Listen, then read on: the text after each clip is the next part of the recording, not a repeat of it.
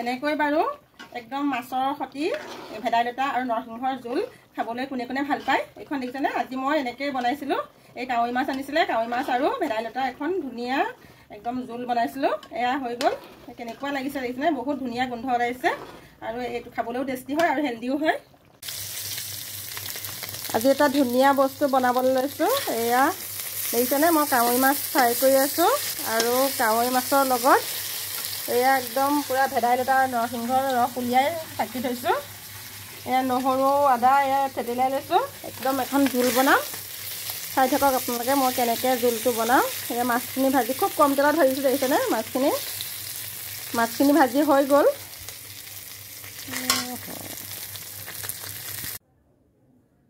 এয়া প্ৰথমতে মই পিঁয়াজ আৰু জলকীয়া দি দিম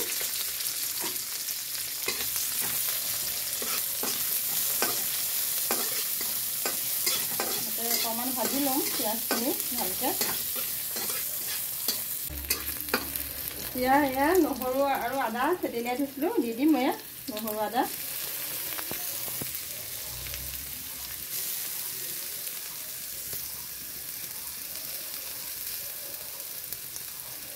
এইটো বহুত খোৱা মানে ভাল হয় ভেদাইলতা আৰু নৰসিংহৰ জোল আৰু খাবলৈ টেষ্টিও হয় একদম মাছৰ সতিটো আৰু বহুত ভাল লাগে ইয়াত মই তেল একেবাৰে অকণমান দিছোঁ তেল বহুত কম পৰিমাণে তেল দিছোঁ এইখিনি ভাজি লৈছোঁ এয়া যিখিনি হেৰি আছে ইয়াতে এতিয়া মই হালধি অকণো দি দিম নিমখটো অকণ পিছত দিম কাৰণ অকণমান হালধিও দি দিলোঁ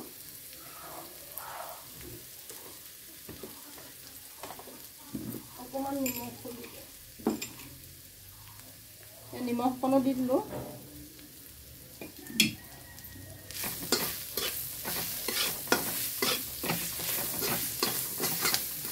এতিয়া মই এইখিনি ভাত খাওঁতে এয়া ৰসখিনি মই একদম ধুনীয়াকৈ মানে চেকি থৈছোঁ আৰু খুন্দি লৈ পেলাই এয়া ইয়াত ঢালি দিম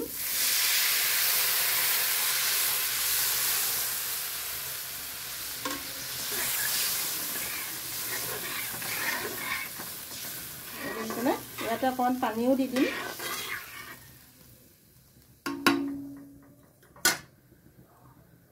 দুটা আলু সিজাই লৈছিলোঁ এয়া মই এয়া পিটিকি লৈছোঁ লৈ পেলাই তাতে ঢালি দিম এইটো এই ৰস যিটো চেকিছিলোঁ সেইটো হেৰিতে লৈছোঁ সেইকাৰণে সেউজীয়া নিচিনা হৈছে তেতিয়া অকণমান মানে হেৰিটো বেছি হয় আৰু গ্ৰেভি হয়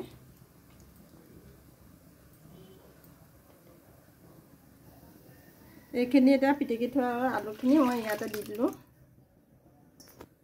এয়া পূৰা উতল আহিব লাগিব অলপ উতল আহিলে মাছখিনি দি দিম আৰু একেবাৰে সহজ হয় এনেকৈ বনাবলৈ আৰু টেষ্টিও হয় আৰু খোৱাও পেটৰ কাৰণে বা বহুত ভাল হয় একে লাষ্টতহে মই অকণমান কেইটামান জালুক গুটি দি দিম আৰু এয়া একদম তৰকাৰীখিনি কলকলকৈ উতল অহাত মই মাছখিনি ইয়াত এনেকৈ দি দিলোঁ মাছখিনি কিন্তু খুব মচমচকৈ ভজা নাইকিয়া তেতিয়া ইয়াৰ যিটো মানে গুণৰ হেৰি হয় নিউট্ৰিয়েণ্ট হেৰিটো কমি যায় সেইকাৰণে এয়া মাছখিনি দি দিলোঁ আৰু অলপ মাছখিনি এইখিনি জোলখিনিতে সিজিবলৈ দিম তেতিয়া টেষ্টটো আহিব মাছৰ টেষ্টটো জোলখিনিলৈ আহিব আৰু লগতে মই এয়া হেৰি কৰি আছোঁ কেইটামান জালুক গুটি ইয়াতে একদম অকণ গুড়ি কৰি লওঁ এয়া মোৰ একদম দেখিছেনে মাছখিনিও সিজি গ'ল ইয়াতে একদম ধুনীয়া এখন নৰসিংহ ভেদাইলতা আৰু কাৱৈ মাছৰ জোল ৰেডি হৈ গ'ল একদম হেল্ডি হয় আৰু